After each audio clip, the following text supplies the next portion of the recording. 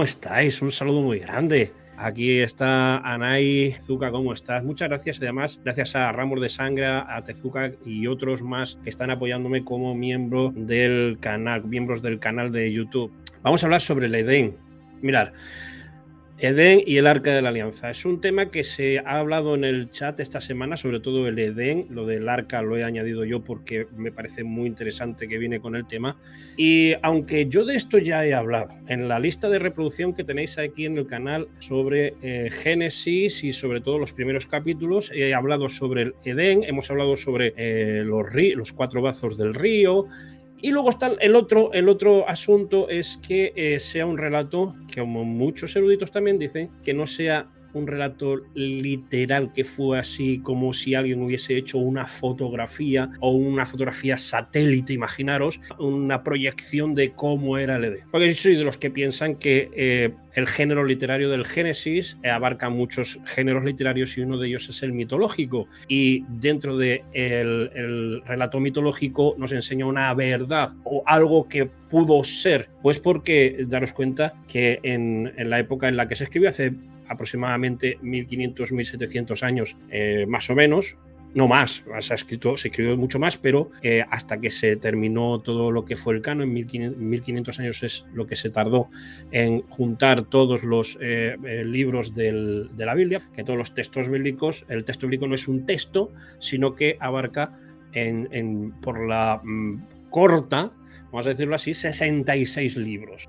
Más de 40 autores de diferentes zonas regionales o mundiales que escribieron sobre una misma cosa o un mismo objetivo. Yo no os quiero meter aquí una tralla de cómo es esto teológicamente. No, vamos a resolver el enigma. Yo muchas veces lo he dicho, que cuando uno se acerca al texto, al relato donde se dice o se menciona por primera vez un objeto o un lugar, es que hay que ir a leerlo. No puedo irme quiero saber sobre el Edén. Bueno, voy a ver lo que dice Cristóbal, ¿no? Al descubierto. Así no es.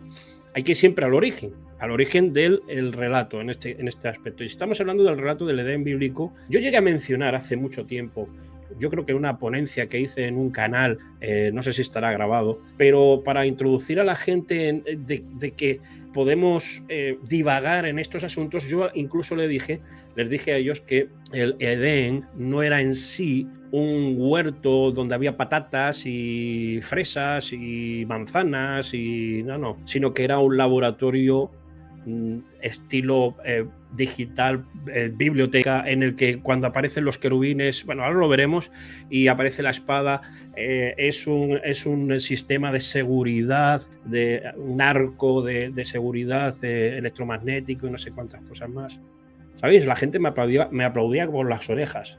Con las orejas me aplaudía hasta que yo les dije, pero eso es lo que yo puedo dilucidar, pero eso no es lo que quiere decir el texto bíblico. Ahí se derrumbó todo. Porque hay muchas personas que quieren escuchar lo que quieren escuchar. Y ese es el problema. Bueno, no sé si es el problema, pero yo creo que es el problema de todos nosotros, y me incluyo yo. De que yo voy al texto bíblico a dar sentido a algo que yo creo que es.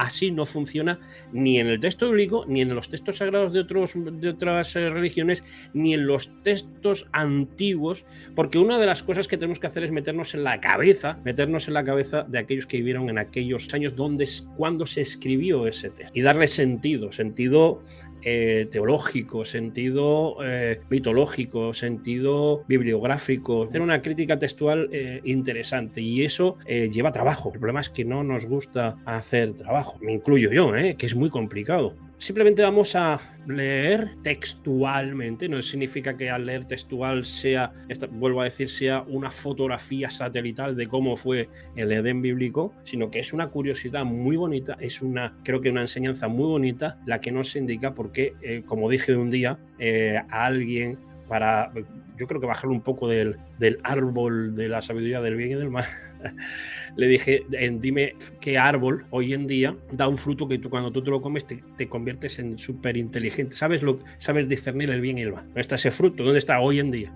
Porque no existe un árbol. Es como aquellos que dicen si existiese el árbol del dinero, ¿no?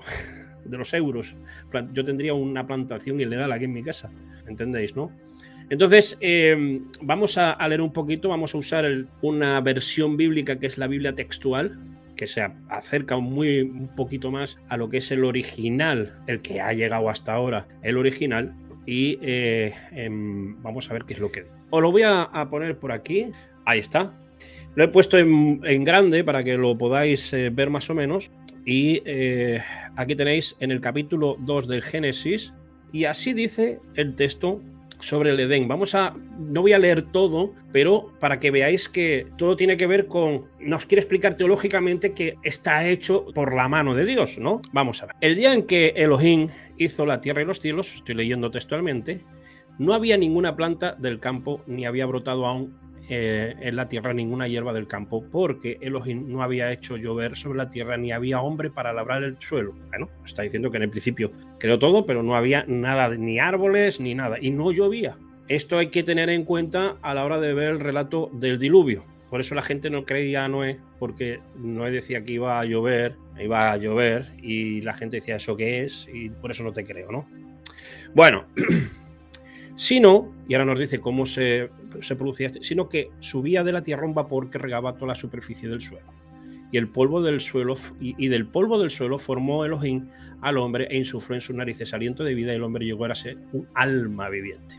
Y Adonai, Elohim, plantó un paraíso en Edén. Atentos a esto, porque creo que hay muchas personas que creen que el Edén es una cosa y el paraíso y el Edén es lo mismo, sino que dice, plantó un paraíso en ¿dónde? En Edén.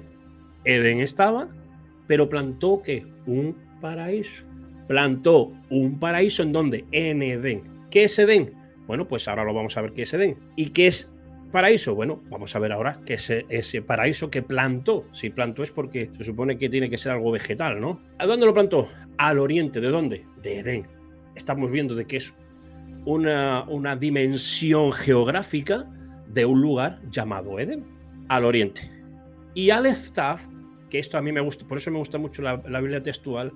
Aleph Tav es la primera, Aleph es la primera palabra de su alfabeto, de alfabeto hebreo, y Tav la última. Y me gusta mucho porque tiene que ver mucho con el griego que hay en Apocalipsis, que habla de que Jesús es el alfa y la omega, principio y fin, ¿no? Y aquí, en el Antiguo Testamento, en el original, Aleph Tav es lo que significa principio y fin. Está hablando de que el Eterno, o sea, eso significa el Eterno. Y el Eterno puso allí al hombre que había formado. ¿Dónde puso Dios al hombre que había formado? En un paraíso que plantó en Edén. ¿Vais entendiendo? O sea, hay que leer así. Comprensión del texto. Y del suelo hizo brotar Elohim todo árbol agradable a la vista y bueno para comida. ¿Dónde? En el paraíso que plantó en Edén. ¿Y qué hizo brotar Dios en el paraíso, según este relato? Árboles. Ni patatas, ni uvas, árboles. Árboles, ¿vale? Por eso de ahí el simbolismo de el paraíso. ¿Qué es ese paraíso? Por eso estamos hablando de que muchos eruditos dicen que yo estoy con ello, que esto es un relato mitológico que nos enseña algo mucho más grande. Todo árbol agradable a la vista, agradable. ¿Qué es lo que ocurrió cuando Eva vio el árbol del conocimiento de bien y mal?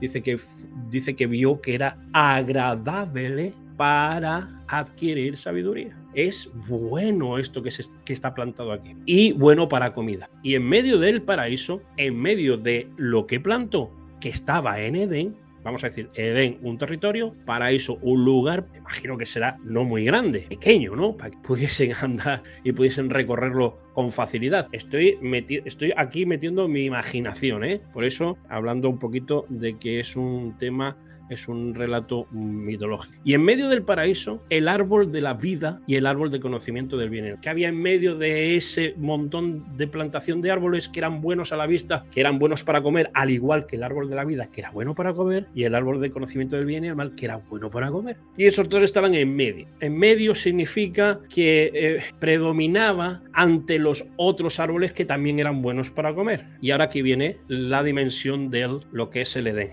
Aquí dice, un río sale de Edén para regar el paraíso. Un río sale de Edén, volvemos a decir, está, vete a saber dónde, en un territorio que puede abarcar miles de millas, de un lugar de Edén, brotaba un río que regaba, o sea, pasaba por el paraíso. No que del paraíso salía un río, sino que del Edén, vete a saber dónde, pasaba por el paraíso un río que lo regaba. Y de allí se dividía en 4 cauces, o sea, en el Edén regaba el río y del Edén se dividía a 4 brazos más. Y aquí está diciendo cómo se llamaba uno, cómo se llamaba el otro, más o menos están localizados. Algunos eruditos hablan de que son los grandes ríos del oriente, el Nilo, el Éufrates, el Tigris y el otro que está más al oriente, que es el Ganges. Pero no sale de un río. Pero vamos a pensar en esto si hubiese sido esto una fotografía satelital.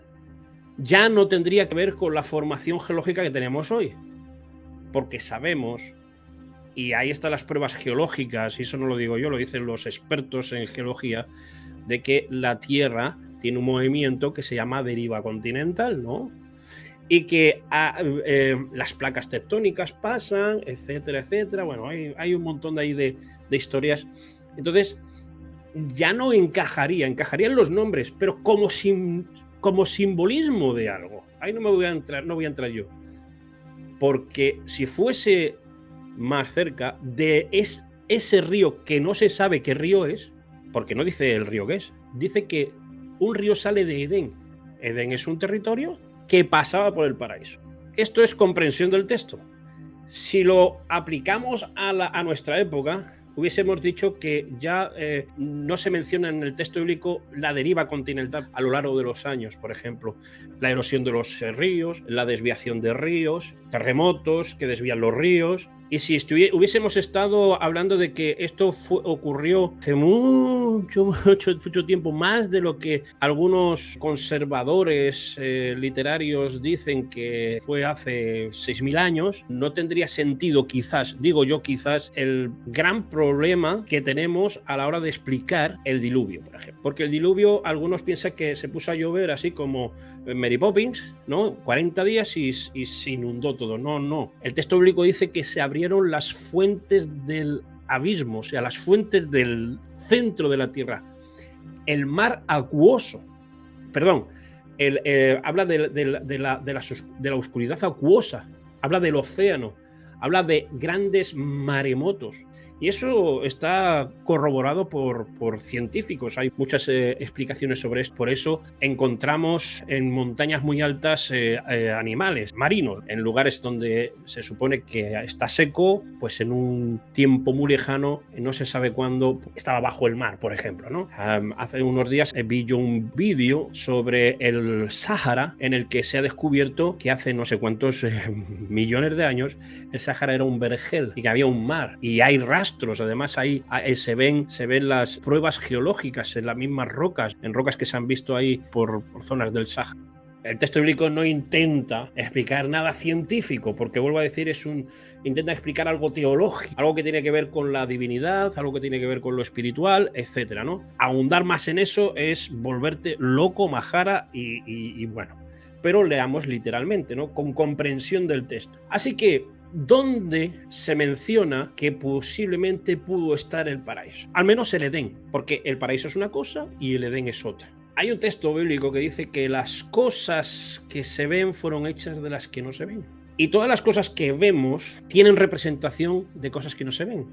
Representación de cosas del cielo, como se suele decir. Así que quizás ese lugar de Edén sea aquel que Jesús, cuando estaba en la cruz, a punto ya de expiar y de morir, y le dijo al ladrón que se había arrepentido: esta noche estarás conmigo en él.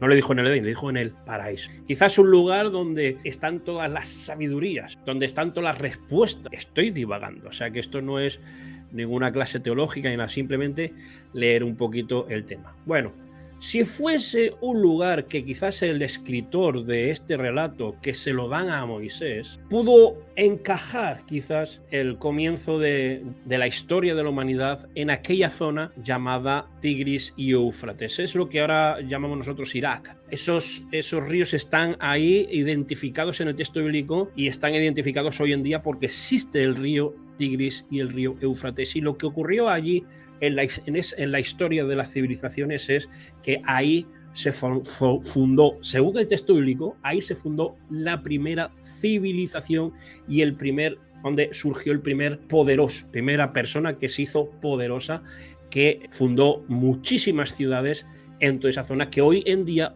nosotros conocemos como Sumeria. Eso está explicado en las genealogías de los hijos de Noé.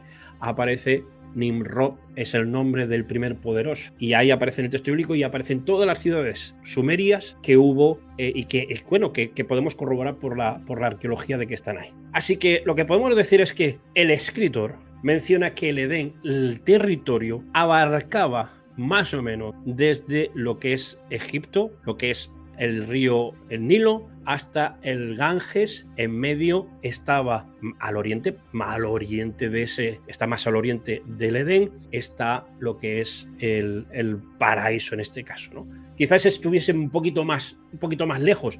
No dice el lugar exacto, porque no dice al oriente, contra más al oriente, hacia el este de lo que es el mapa geográfico del Edén. Entonces podemos dilucidar de que Edén es un territorio, paraíso es un lugar, el huerto era solamente de árboles, y dentro de ese huerto que predominaba estaba simplemente el árbol de la vida que tomaban. No dice el texto bíblico que no tomaban de ese árbol, tomaban de ese árbol, y también el árbol del conocimiento del bien y del mal, que fue el que se les prohibió de momento comer, y fue el que, como comían de todos, dicen vamos a comer de este que también es bueno. Bueno, hasta ahí un poco la explicación de que el Edén no es un lugar tecnológico donde están las razas extraterrestres ahí enseñando al ser humano a ser un ser divino, etcétera, etcétera, etcétera, etcétera, etcétera, porque hay algunos elementos que no encajan. Si es un paraíso de paz y de espiritualidad, ¿qué hacía la serpiente ahí? Un ser, ¿no?, que quizás hablaba. Bueno, no hablaba. Hay una explicación sobre esto de cómo es que la serpiente hablaba. Pero por lo que algunos eruditos dicen es que la capacidad de Adán, tanto de Adán como de Eva, era que podían hablar con los animales, se podían comunicar, más que hablar, comunicar con los animales. Y este animal, llamado serpiente, se comunicó con Eva. Y a mí me parece una explicación interesante, una explicación interesante que no quiero ahondar mucho en ese tema, pero que si queréis discutirlo, tenéis el grupo de Telegram. Si no nos seguís por Telegram todavía y queréis discutir, que hay gente que discute mucho ahí, os lo voy a poner por aquí, ¿vale? Ahí está, lo tenéis. Muy bien, hasta ahí el tema del Edén. Podéis ahondar más, pero no hay más para ahondar. Nos dice que es un lugar terrestre. Hubo una clase teológica que yo estuve viendo por línea en la que el profesor de teología hablaba y explicaba en un gráfico de que el Edén era un territorio, pero el paraíso era una confluencia del reino de Dios. Era como si aquellos que dicen, voy a parafrasear, no son las palabras que dijo, pero como aquellos que dicen de que hay portales dimensionales, ¿no?, en el que pasas de un sitio a otro, ¿no? Pues ese lugar era donde convergían, había una convergencia entre el reino de Dios y lo terrenal. Por eso Dios podía pasar en el huerto con Adán. Eso dice el texto bíblico, que paseaba. Pero bueno, esto es una teoría quizás de un teólogo. No dice nada el texto bíblico sobre esto. Lo único que sí dice es que Dios paseaba y Dios puede pasear con nosotros hoy día. Bueno, el texto bíblico al tiempo que estamos viviendo hoy dice que mora en nosotros. Así que si podía pasear y puede morar, yo creo que podría hacerlo, ¿no?, sin ninguna convergencia de intermediación de dos reinos, del reino terrenal y del reino de los cielos.